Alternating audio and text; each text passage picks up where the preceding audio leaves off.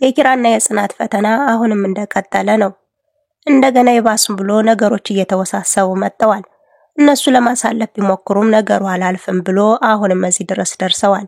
ሰላም የተወደዳችሁና የተከበራችሁ የቻናሌ ቤተሰቦች እንደምን አላችሁልኝ?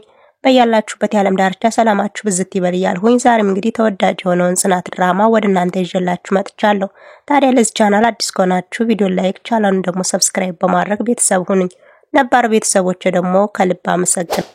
ቅዱስ ለነኪራ ደውሎላቸው ያለበትን ነግሯቸው ነበረ። መኪና ውስጥ ከገቡ በኋላም ወሬያቸውን ቀጥለዋል። እንዴት ነህ ሰላም ነህ ወይ በቸርነቱ አለን በማለትም ጨዋታ ቀጥለዋል። ዛሬ እንዴት ነው ከዚህ ቦታ ተገኘህ ቡና አልጠጣህም ማለት ነው ይለዋል ናሆሜ። ፌርሙሴ ጋር ሄጄ ነበር በማለት ይጀምራል። ኪራማ ፈፋ አድርጎ ዛሬ ደግሞ እንዴት ነው ፌርሙሴ አልሃት እኮ በማለት እያወራውም ነበረ። እኔ ግን ከፌርሙሱ ሳይሆን ወይም ደግሞ ከቡናው ሳይሆን ችግሩ ከልጅቷ ነው በማለትም ጀምሯል ናሆሜ። አረተው አንተ ልጅ ቡና ሽጣ እኮ ቤተሰቦቿን ስለምታስተዳድር ስለምታሳዝነኝ ነው በማለትም ጨርሶለታል። እሱ ነው የሚገርማችሁ እኔ እኮ ከቤቷ ሂጄ ነበር ይላል። ናሆሜ ማፈፋ አድርጎ እና ከቤት ሳትገባ ተመለስኩ ይለዋል። ባለቤቷ እኮ አለ። ኪራ ማፈፋ አድርጎ እንዴ ባለትዳር ናት እንዴ ይላል። አዎ ባለትዳር ናት ቤተሰብ አላት እኮ አልኋችሁ ይላል። እንዴ ግራ አጋባህን እኮ እኛ እኮ እናት አባት መስሎን ነበር ይላል ናሆሜ። እንዴ እኛን ሳይሆን አንተ ነግራ የተጋባኸው ይላል ኪራ። በላሁንችን ወሬማ ጎዞ እየተጓዝነን ብናወራ ይሻላል ይላል። ሰኒ ጽናትን ይዛ ወደ ካፌ አምርታ ነበረ። ካፌ ውስጥ ከወሰደቻት በኋላ ጽናት ሐሳብ ውስጥ ናት። ጽናት ብላ በመጥራትም አይዞሽ ተረጋጊ ትላታለች። እኔ ምን ላድርግ ብለሽ ነው? የአንድ እስኪ የሚያረጋጋ ነገር አንድ ምክንያት ስጭኝ ትላታለች። ሰኒም ከቤትሽ አገግማ እስከምትወጣ ድረስ ትግስት ያስፈልግሻል ጠንክሬ ትላታለች። ሰኒ ይህን ማድረግ አልችልም። አንቺ ብትሆኚ በኔ ቦታ ብትሆኚ ምን ታረጊ ነበር ትላታለች። እኔማ እስካሁን ወይ አብሬያት ሞታለሁ ወይ እስር ቤት ነኝ። እናንተ ማድረግ ያቃታችሁን ነገር እንዴት ተናርጊው ብላችሁ ትፈርዱብኛላችሁ በማለትም ጓብላ ተናግራታለች።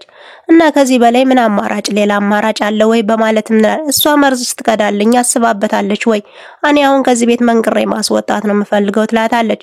እሱንም አሁንም ማድረግ ትችያለሽ ግን ቆም ብለሽ አስቢ በማለትም ምክሯን ለግሳታለች። ሰኒም ተረጋጊ ብትላት ጽናት በፍጹም ልሰማ አልቻለችም። ልጅና አሳጥተኛለች ከሰው ሀገር ለመውጣት ያለኝን ህልም ሁሉ አሳጥተኛለች። እኔ አልፈልግም አስወጣለሁ ትላለች።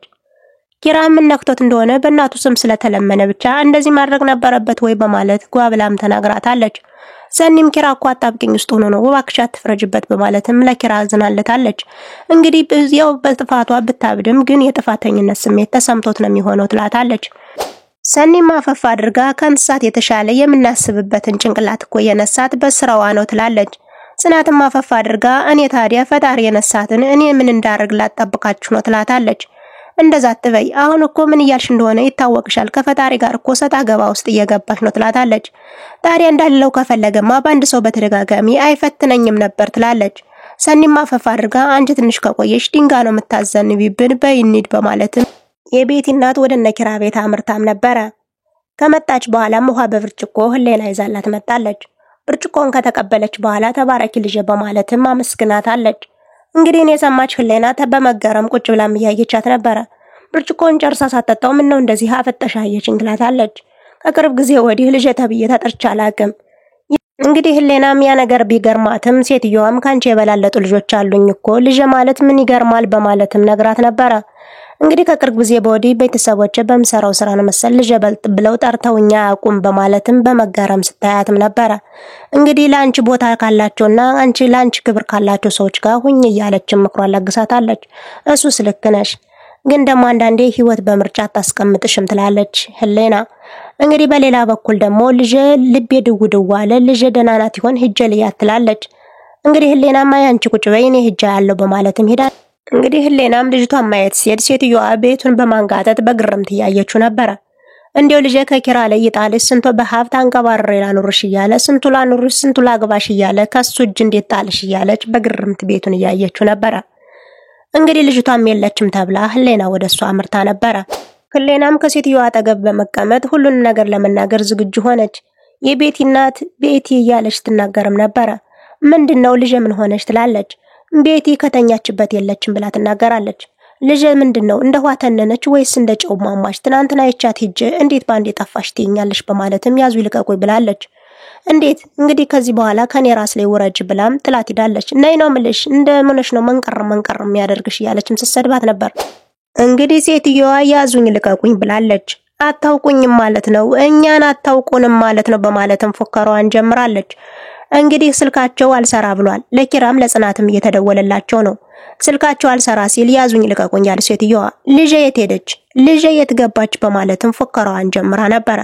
የኪራ ስልክ ከስንት ጊዜ ሙከራ በኋላ ሰራ። ከቤት በአስቸኳይ እንዲመጣ ተነግሮት ነበር።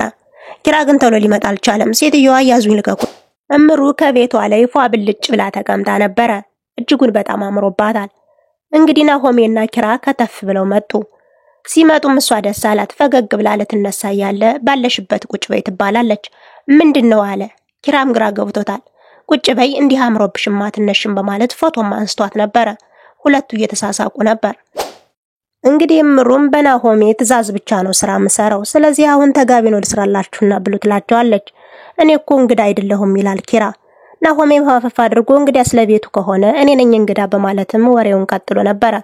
እንግዲህ እምሩዬ እኛ በልተን የመጣን በማለትም ጨዋታቸውን ቀጥለዋል። እምሩዬ ከጽናት ጋር ልንልክሽ ነበር ይለዋታል። ጽናት ምን ሆነች በማለትም ደንግጣ ነበር። ምንም አልሆነችም፣ ግን ደግሞ እንድትታገስና ነገሮችን ታግሳ እንድታሳልፋቸው ጠንካራ እንድትሆን እንድትነግሪልን እንፈልጋለን ይሏታል። እሷም እንግዲህ ጽናትን ስለ ትዕግስት ማስተማር አባይ ላይ በጀሪካ ውሃ መጥቶ አመላልሶ እንደመሙላት ነው፣ ስለዚህ ከባድ ነው በማለትም ጨርሳላቸው ነበር። እነሱ ግን አንቺን ትሰማሻለች፣ አሁን ላይ ተሎ እየተናደደች ስለሆነ አንቺ ትሻያለሽ፣ አንቺን ትሰማሻለች በማለትም ሐሳባቸውን አምጥተዋል። እንግዲህ እምሩም መግፋቱ ቢከብዳትም በሉ በቃ እሞክራለሁ በማለትም ጀምራላቸዋለች።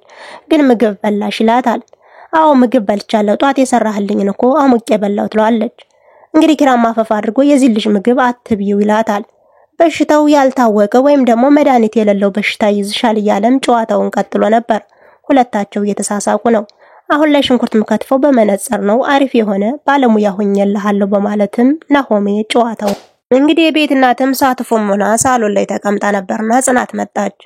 ጽናት ስትመጣም አንቺ በማለት ጨዋታዋን ቀጥላለች። ምን ሆነሽ ነው እኔን ነው አንቺ የምትይኝ ትላታለች። አዎ ልጅን ካላመጣሻት ከጣልሽበት ካላመጣሽ ከዚህ በላይ ብዙ ነገር ይከተልሻል በማለትም ጀምራላታለች። ጽናትም እሷ ሴትዮ ይከበሩ ምን ለማለት ፈልገው ነው እስኪ በስማሚ ይበሉ በማለትም አማትባ ነበር። ሴትዮዋ ግን አንገቷን እየነቀነቀች ጨዋታዋን አሁንም ቀጥላለች። ጽናት በግርምት እያየች ጽናትም ላፊ ቃላትና ገሪ እባክሽን ታይ ብትላትም ሴትዮዋ በፍጹም ልትሰማት አልቻለችም። አንገቷን እየነቀነቀች አንቺ ምን እንደነበርሽ እኮ አውቃለሁኝ፣ አሁን ሆድሽ ሲጠግብ ነው እንደዚህ የሆንሽው፣ በፊት ማንም ሰው ቢናገርሽ ዝምት ነበር፣ አሁን ሆድሽ ሲጠግብ አፍሽ ተከፈተ በማለትም ሐሳቧን ሰጣለች። ጽናት እጅጉን ተናደደች። አይኗ በርበሬ ቅጥቅጥ መስሎ ነገሮችን መቋቋም አቅቷታል። ሴትዮዋ ያለ የሌለውን ሁሉ የሰማችውን ምንም ሳታስቀር ዝርግፍግፍ አርጋ ሰደበቻት። ይሄ እኮ ቤቴ ነው አዚ ቤት ውጭልኝ ስትላትም ይሄ እኮ የኪራ ቤት ነው ያንቺ ቤት አይደለም በማለትም ኪራም ልጅነትሽን አይቶ ነው እንጂ ተጠቀመብሽ ፈልጎሽ አይደለም በማለት ሐሳቧንም ሰጣታለች። ጽናትም አትያን ሴትዮ እንደ እድሜሽ ተከበሪ በማለትም ሐሳብ ሰጣ ነበር። ጽናት በፍጹም የሚሰማት ማንም ሰው የለም። ራሷ እንግዲህ ያላዳማጭ ፍርድ መስጠት ሆነባትና ብቻዋንም አይኗ ቋርዛዝ እያለ እየተናደደችም ነበር። እናት የሌለው ልጅ ስለ ክብር ምንም አያውቅም።